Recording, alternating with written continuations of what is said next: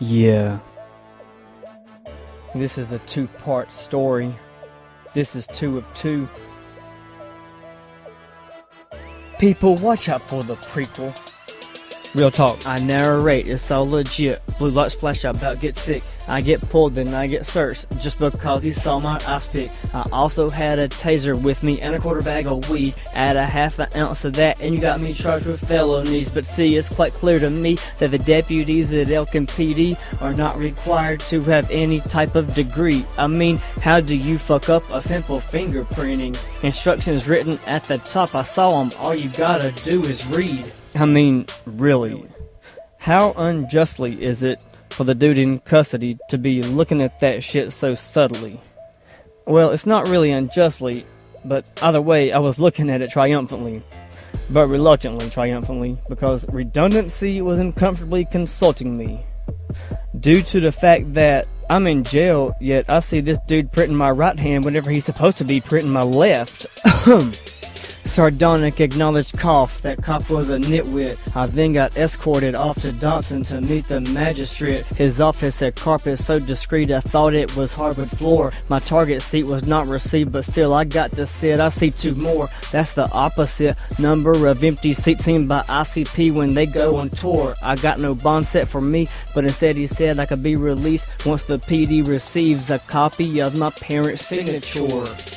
This adventure so far had made me utter prayers, and at the same time I'm questioning my faith in the man upstairs. Is there anyone up there that cares? And if so, why did he allow me to get myself into these current affairs? This can't be happening to me. This is unfair. You seem unaware of me being taken to jail and my feelings of despair. My thoughts were impaired. That's the reason I was thinking that way.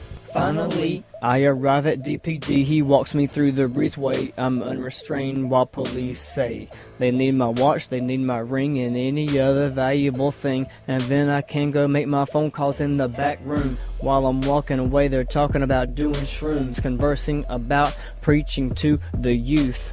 He said it's not like he can admit to doing drugs when he was young, cause the public sees him with a badge and a gun. So now you know what cops talk about when they're alone. I see the room that acquires the phone. I jump on that thing and quickly call my home, but get no answer because no one's there yet.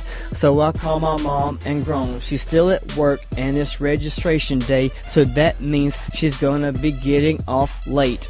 She said it'll probably be 7:30 or 8. Me and your dad will come get you. Sorry, you're just gonna have to wait.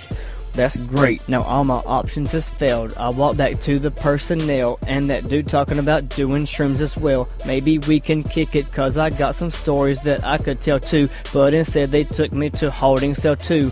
Too many twos grouped together makes me want to get 2 tattooists to tattoo 2 blue tutus onto you tomorrow, but that's too far off to wait. I say Tupac needs to drop his hiding place and return to the United States today. Nothing's there to pass the time. I'm a prisoner in county, but worse off, I'm imprisoned in my mind.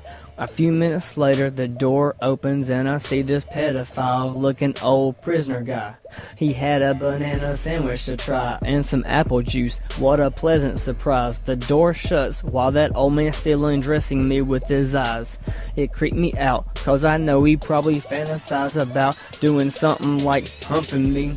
A little while later, the door opens back up, but this time I got company, and he was drunk, talking about my girl and me. Just got caught doing a B&E.